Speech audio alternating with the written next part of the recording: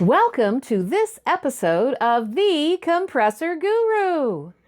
Today is the final episode of the IR 2545 air compressor rebuild. Watch as the guru shows the centrifugal unloader weights already installed, installs the end plate, and shows the proper adjustment of the low oil switch. In addition, the guru installs the wheel, intercooler, and lines. We even have a guest who stops in to watch part of this episode.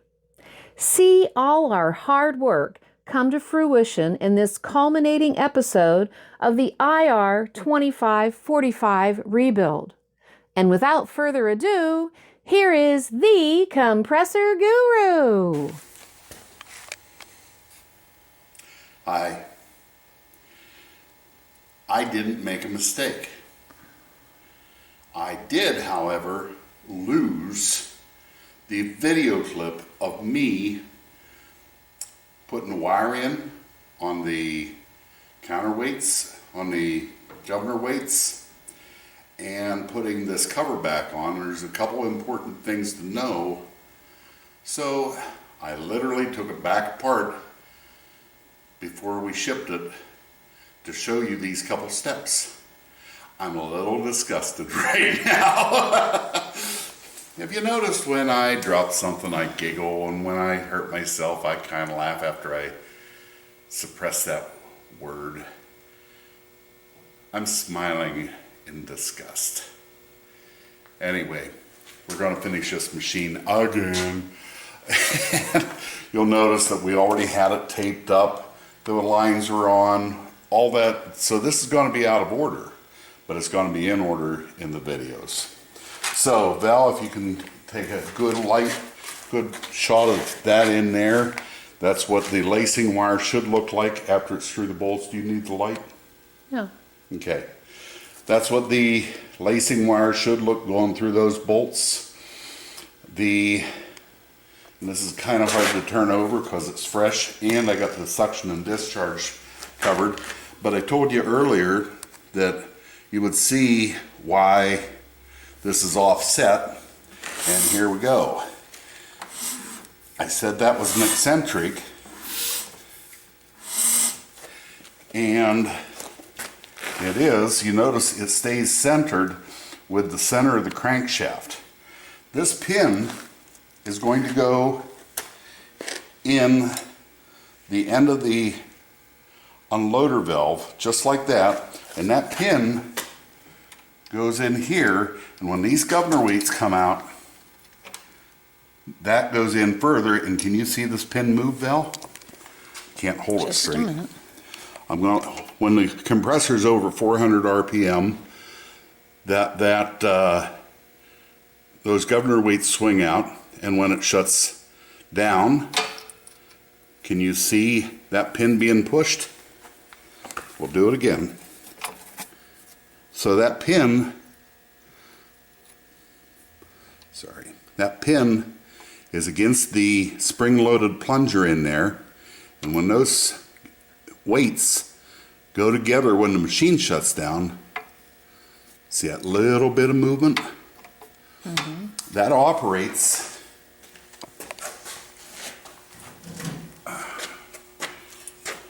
this valve. There's a little Schrader valve inside of here, and I call it a Schrader valve. It looks like the guts of a tire valve, but that goes in there, and when we slip this all together, that pin will be against the end of the crankshaft. The other thing that is important to know and understand is that you have a float on this particular one. Most 10 horsepowers and above will have a low oil shutdown on your Ingersolls.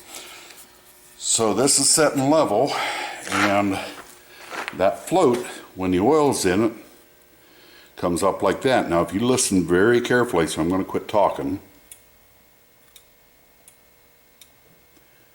I don't know if that's going to show up there or not, but you can hear the micro switch turning on and off. This is wired in series with the pressure switch and into the magnetic starter. And if you don't have oil, that drops down, opens the switch, and the machine shuts down. So it's actually kind of tough to run these out of oil unless your switch isn't adjusted properly. So we're going to set this all together now.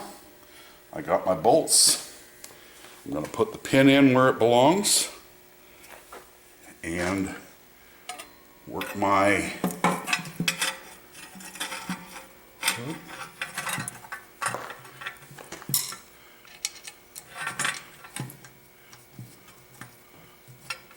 No gasket? the gasket was stuck onto this cover. Thank you, camera wife. I should have said something. And I'll tighten these 6 bolts up. I'm not gonna show you running my lines again because you'll see that in a few minutes in high speed with some really cool music backing it up.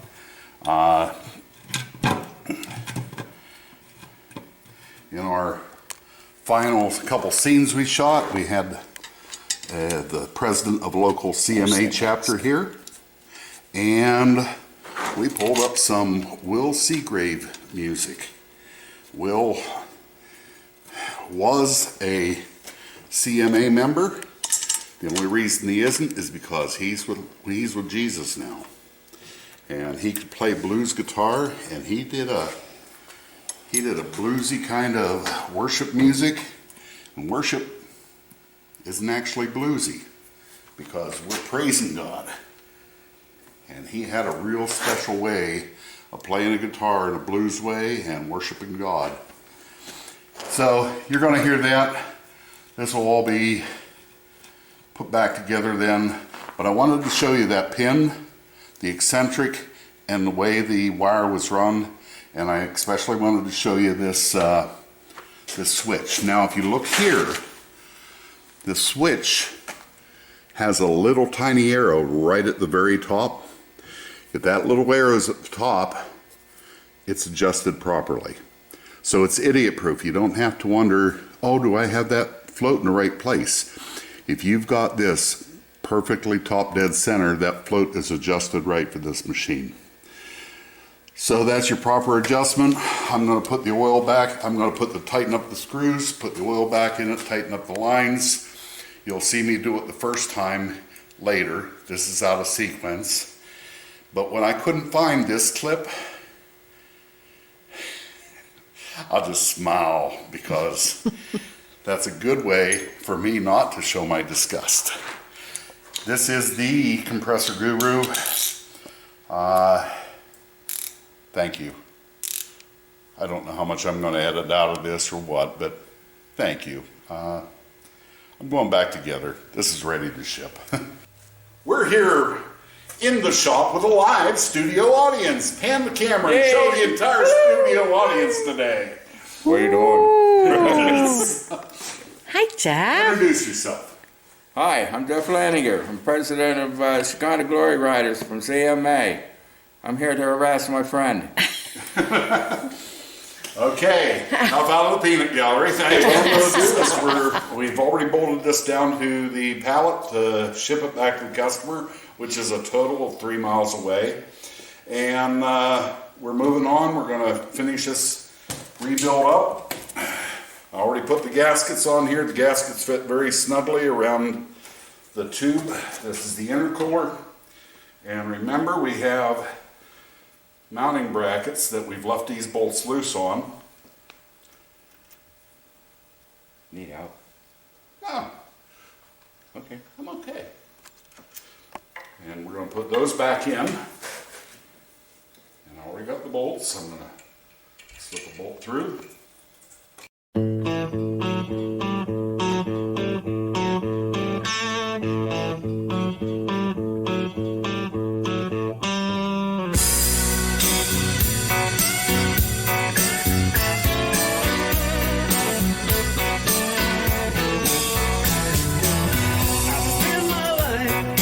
Chasing dreams, but always ending in the gutter, it seems.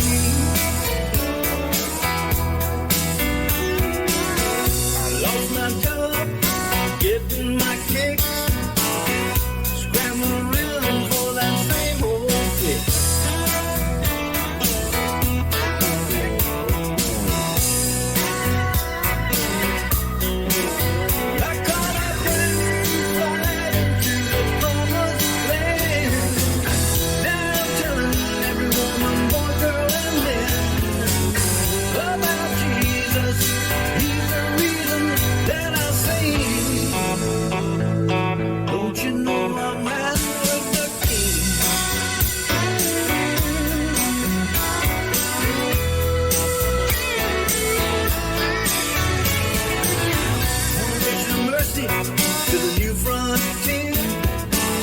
He's gonna check us on out of here. Check me out to that mansion up on a hill where you can get your spirit filled. I'd go downtown if I had to. I'd like Mount Nittany. I like Mount Nittany. They got good food. Mount Nittany? Mount Nittany has the best food of any hospital I've ever been in. Yeah, I didn't mind it when I broke my ribs and stuff in there. You went in there and broke your ribs? Hospital? Why did you go to the hospital to break your ribs? Seemed like the thing to do. At least I get immediate attention. That was a long, long time That's a ago. good place to do it. So, That was a long, long time ago. okay, we just came out of fast forward. We're going to put our wheel on. By the way, we're going to do a little speculating. This half moon key came out very easily. This machine was not the machine that was locked up. It's tore down and laid in a pile there. Remember, the customer sent 2 of these compressors in. One was locked up, and we filmed that one. This one we didn't film. And when I took this one apart, that half moon key literally just came right out. And you remember we had a little bit of an ordeal with the teardown on that other one. Well, we've done a little speculating, a little thinking about that. And we think that that was locked up. We think when that piston came out and got locked between the crankshaft and the crankcase, that jammed so hard on the wheels, why that half moon key was in there so tight. Now, who knows if that's it, but we were speculating that might be it. So I got my wheel ready to go on. This is fresh out of the parts washer, so it looks a little wet. That is not fresh paint, that's actually just fluid. We line up the key, and I got a lock nut, and we'll drive this on. Make comments, because we start and stop all the time, don't we, Val? And I'll say I got to do that again because I didn't say something right, believe it or not. And sing with people and No, yeah. You may want to get in here and show that pulling up that taper. Are you focused? I am. I don't know about the camera. Yeah.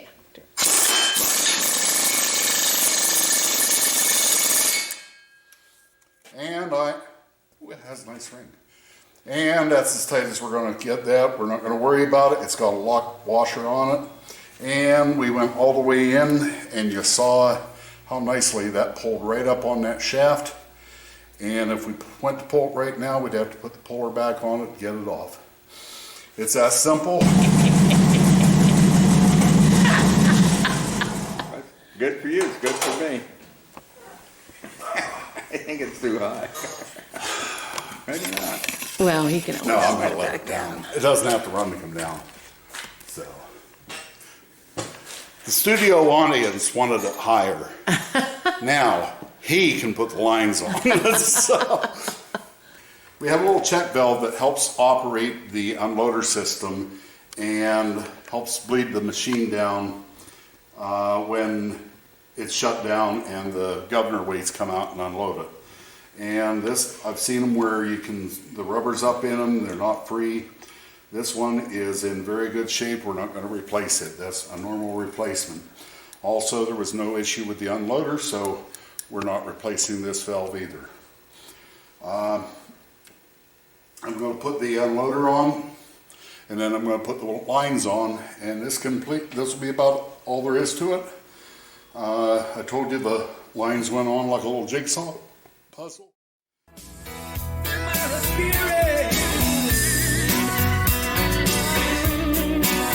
Like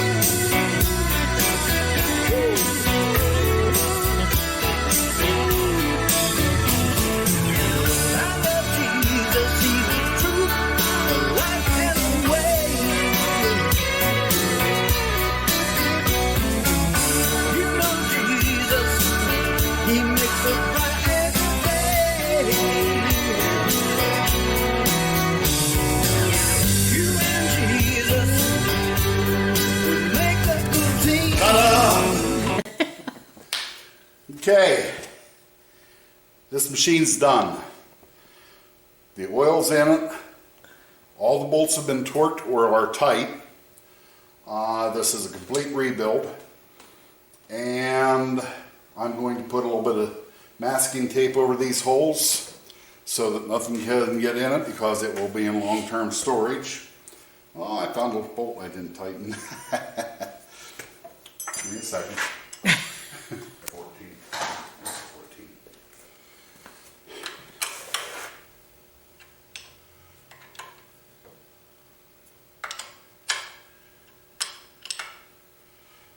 Okay. So all the bolts are tight. That was the last thing I put on with bolts. I put my lines on.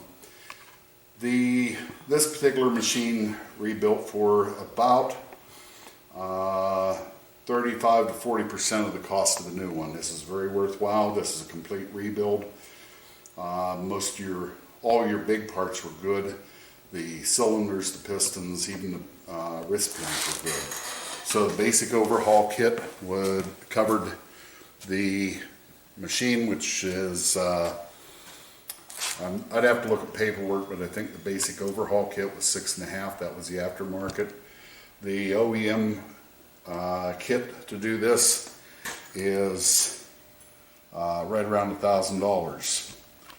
Plus my labor, we'll charge 10 hours labor for this. This is something we flat rate, plus some oil, and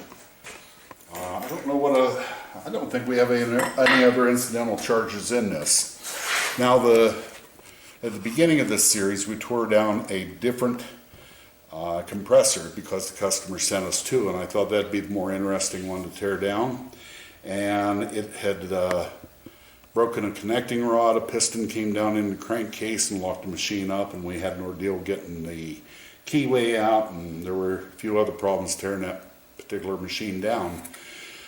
The parts list on that machine was over $2,000, and when I add my 10 hours to it and a couple incidentals, that machine was not worth rebuilding.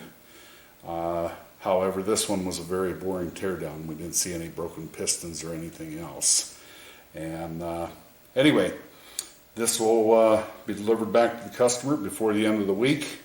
We attached it to the shipping pallet before I did the other stuff, just to make things nice and tight. I didn't have to hang on to it the way you saw me torquing the head bolts and the cylinder wall bolts. And I'm looking for your questions, comments, and I expect the studio audience to give us a quick round of applause. That helps to have friends. As the compressor guru was just stating, this was the final episode for the rebuild of the IR 2545 air compressor. In case you missed any, there were 8 episodes in the total teardown and reassembly of this compressor. Be sure to go back and not miss any of them. They all have some very good tips from the compressor guru. This is not the end of our channel, because the compressor guru is going on location. Yes, we're going out to different businesses. We're going to highlight some of the places that use air and air compressors in their business. Please be sure to join us for those. As always, like, subscribe, and hit the bell so you get all of the notifications from us. Thank you for watching this episode of The Compressor Guru. God bless you and have a great day.